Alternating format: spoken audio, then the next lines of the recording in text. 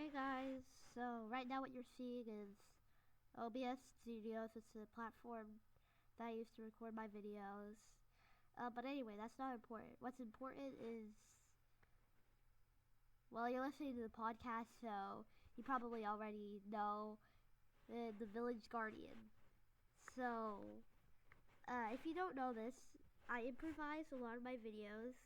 I think I only have 2 scripted videos. Um, that would be the top 10 most inspiring animals part 1, and then the introduction to my channel. I mostly improvise them because making a script is too much hard work. But today, improvising is just, well, I guess I'm showing off my improvising skills. Because I will be improvising a whole entire story. Yay! I thought improvising plays was hard. Okay then.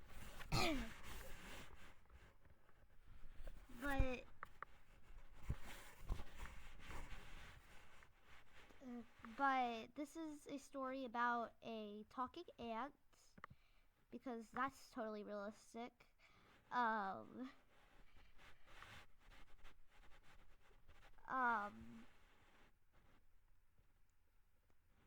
and I don't know where else to go from there.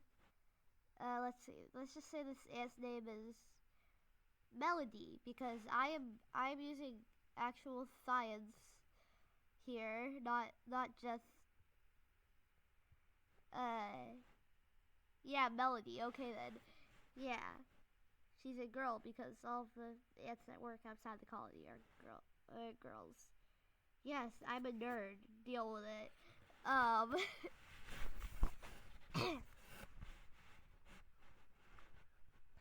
But anyway, Melody lives in this colony. I don't call them ant piles because that's rude. I mean they're a home of like hundreds of ants. It's just a pile. I mean, come on, guys. But her colony is protected by a girl. I'm sorry if I make the girl if I describe the girl to look like me. This is based off of a real experience I had in 4th grade.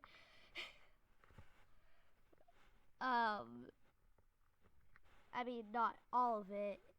It's very subtly based on the experience. In 4th grade, at recess, I did, like, every time just to go to an ant colony, this one ant colony,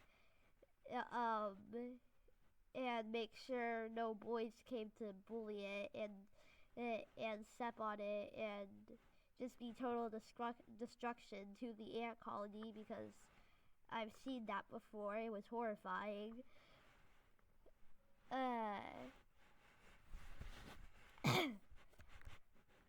But that happened one day, and it never happened again. So I guess that was just like that. My efforts were completely worthless. But anyway, back to Melody. So it's protected by this girl, who may or may not be me.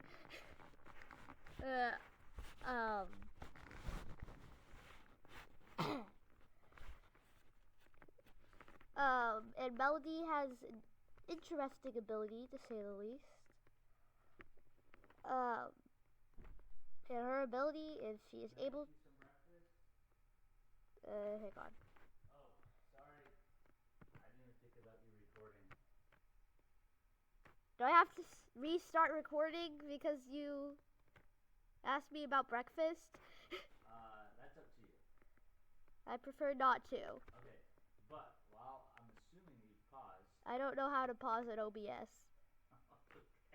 I am sorry. Since I've already interrupted, what would you like for breakfast? Lucky Charms, I guess. Alright. Yeah, sorry about that. That was my dad. Um, wait, where are the images? Oh. um,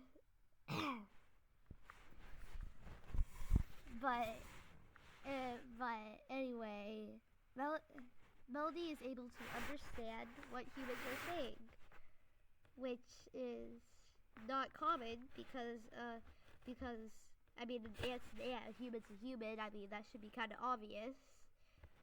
Although in shows and stuff like that, they just assume that if animals can talk to each other, it's like all animals can understand humans and they can talk to other species, and then humans just can't understand all animals, and I mean it doesn't really make much sense. Um, so anyway, that is one thing I've changed in my world. um, but anyway, one day, let's see. One peaceful day in the spring, Melody is trying to bring food back to the colony. Don't ask me what the food is. I think it's like a leaf or something like that. I don't know. Once again, this is improvised, so I don't have a lot to go off of. Melody sees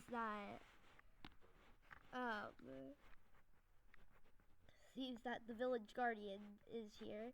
Oh, I forgot to tell you. That's what the girl who protects the colony is called, the village guardian. Yeah, that's literally the name of the story, and I forgot to tell you. Jeez.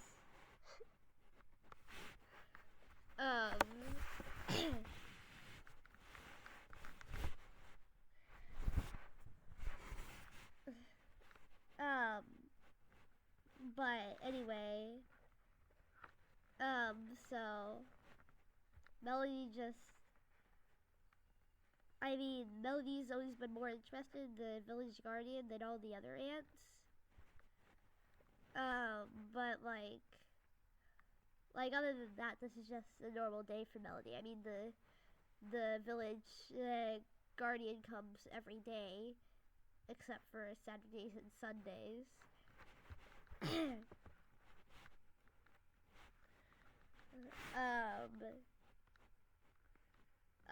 So this isn't much different than another day, but then the day becomes different because that's what happens in every story.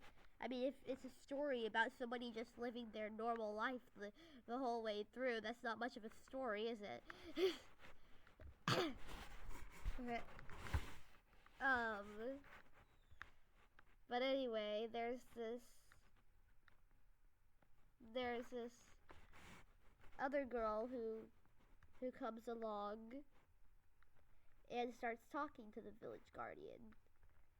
Now this surprises Melody a little because this has never ever happened before. Nobody ever talks to the village guardian. Melody just didn't know that friends of the village guardian existed.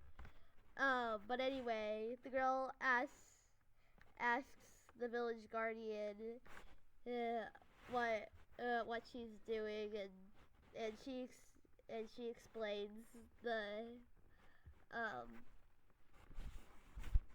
and she explains the whole village guardian thing.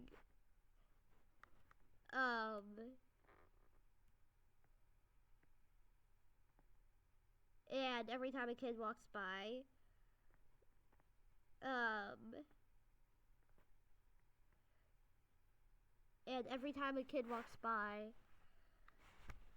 the village guardian just cups her hands over the ant colony, afraid that the kid might try to destroy the ant colony. And the other girl says, "Oh, you wanna protect the colony from people getting in? Then try this." And the girl just puts a stick into the only entrance of the whole entire colony, and Melody thought this, and Melody liked this girl before this happened, but I mean, come on, you're gonna block you're gonna block their only entrance to the colony.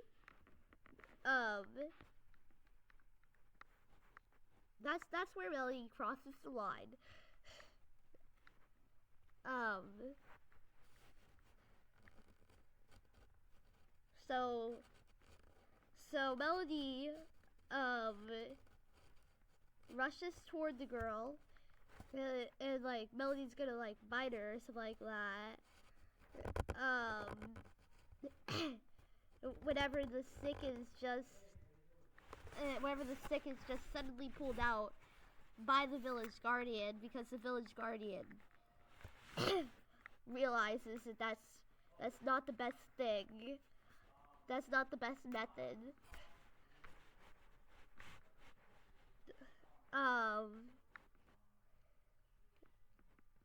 And then the village guardian realizes that Melody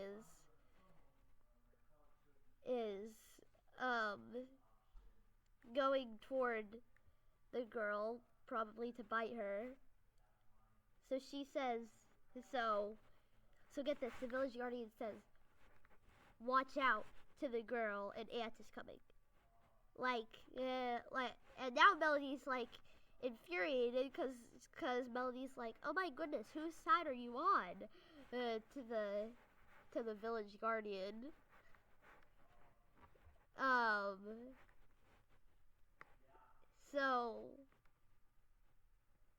So Melody is confused.